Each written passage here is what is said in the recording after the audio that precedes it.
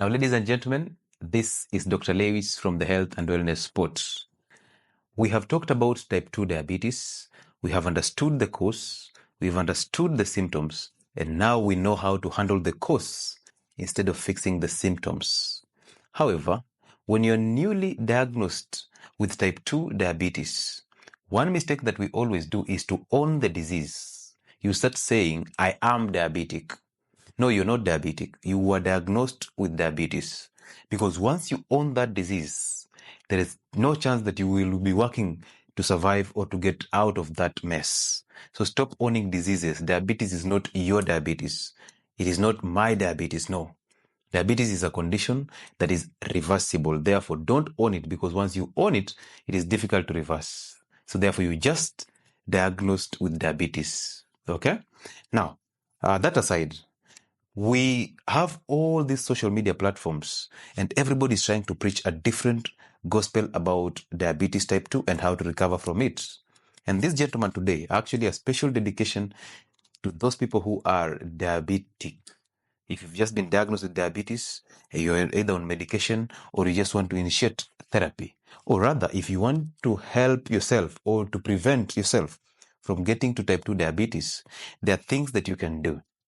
Okay, and possibly this gentleman will tell us about what we can do to reverse diabetes. So let's listen in to what he has to say. And there are 3 foods to avoid if you're trying to reverse type 2 diabetes. All of you know that we always advocate for, again, the 3 types of foods: the seed oils, the vegetable oils, the sugars in all forms, including fruits and honey, except an avocado, and the wheat products, the processed carbohydrates, and those restaurant foods. So these are the 3 categories of foods that we've always advocated for you to drop them if you intend to lead a healthy life, or if you intend to reverse or to prevent yourself from getting to type 2 diabetes. But let's see, do we share the same views? Eric Kambana. I'm the New York Times bestselling author of Mastering Diabetes, and I have a PhD in nutritional biochemistry. The first food is meat. Peer-reviewed scientific research has demonstrated time and time again that increasing your meat consumption can significantly increase your risk for insulin resistance and type 2 diabetes by more than 50%. Now, number 1 is meat.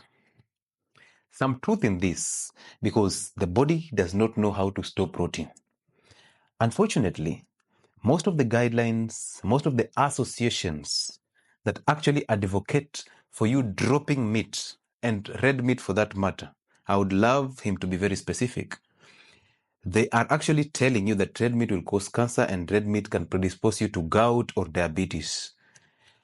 But that is not true. The reason why we eat fatty meats, red and white, is because the body does not know how to store proteins. So it can use those amino acids from that protein to make amino acid neurotransmitters, to make amino acid hormones, so that you have normal functioning of the body. Much of that protein is actually used to make structural proteins that are used to repair your muscles.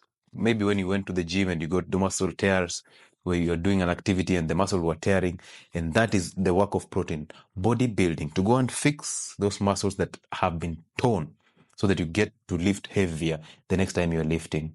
So lean meat, which is advocated for by the system, by the guidelines, is actually what you're supposed to stay away from, because lean meat, you can easily overeat it.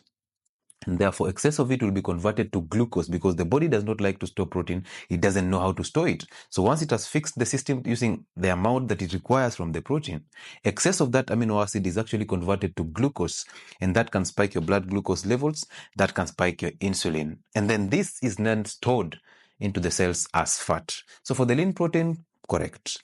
However, the reason why we advocate for all types of animal proteins is because our native people were hunters and gatherers. Red meat was never a problem. Our Maasai people are eating meat on a daily basis, and cases of diabetes, cancer, and all this, arthritis and inflammatory conditions in the Maasai community is very minimal, because they eat red meat, they walk long distances, they consume herbs, and they do not consume the processed foods that we do eat every time. So when we eat fatty meats, you will not overeat it, because fat is satiety. Okay, then when you don't overeat it, that means you'll get maximum benefits from that protein, including the fat. And the fat will actually help you also absorb the fat soluble vitamins from the vegetable that you ate with that meat. This vitamin A, vitamin D, vitamin E, and vitamin K. So therefore, this gentleman was trying to play safe. He just said meat, but did not mention what type of meat, what kind of meat, and is it fatty or lean protein. But I know you've already seen the research that is actually talking about red meat being dangerous to your system, but nobody's talking about fatty red meats. Red meat is not a problem. Processed red meat is the problem because of the preservatives, the nitrates, and because of the MSG that messes up your gut, messes up your system, inflames your system, and messes up your brain. Also, red meat, the lean meat, is another problem because you will end up overeating it. And when you overeat it, it can predispose you to high glucose in the system. Let's continue. Food is cheese.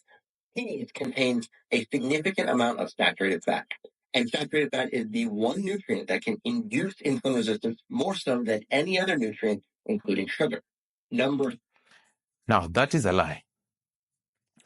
Cheese is part of the saturated fats.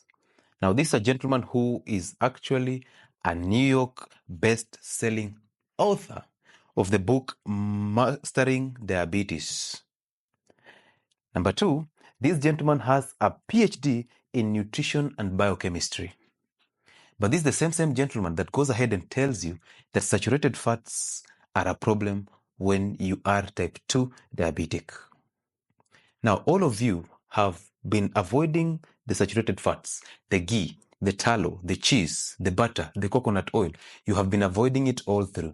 Have you recovered from diabetes? Have you prevented yourself from getting diabetes? If at all avoiding saturated fats is one of the things that will actually prevent you from getting type 2 diabetes, why is it that people are avoiding these fats, but the cases of diabetes are still on the roof? This is the same concept with the cholesterol. People are avoiding cholesterol-rich foods because of the fear of heart attacks, the fear of clogging arteries. But then, the cholesterol levels are still misbehaving. So if this was right, if saturated fats were a problem, and then everybody, literally 70% of the population, will be free from type 2 diabetes. But it's the opposite. People are getting this because of consuming seed oils and vegetable oils, the industrial seed oils and industrial vegetable oils. But nobody wants to talk about that. Everybody wants to blame these saturated fats. So now at this moment in time, I'm starting to think that this is marketing, because why would he sell to us the idea that he has a PhD in nutrition and biochemistry? Number two, why would he sell to us the idea that he is the best-selling author of a book that is talking about type 2 diabetes? Why don't he just go straight to the point and tell us this is what you're supposed to do? Why would you brag about this so that you buy my attention? You're actually buying my attention using your and this is not to disrespect him, but the reality is you do not have any reason to tell me what you have done, what you have achieved. And then as we continue this video, you'll realize he will mention something that I'll actually comment about it later on, the peer-reviewed papers. So saturated fats are supposed to be consumed.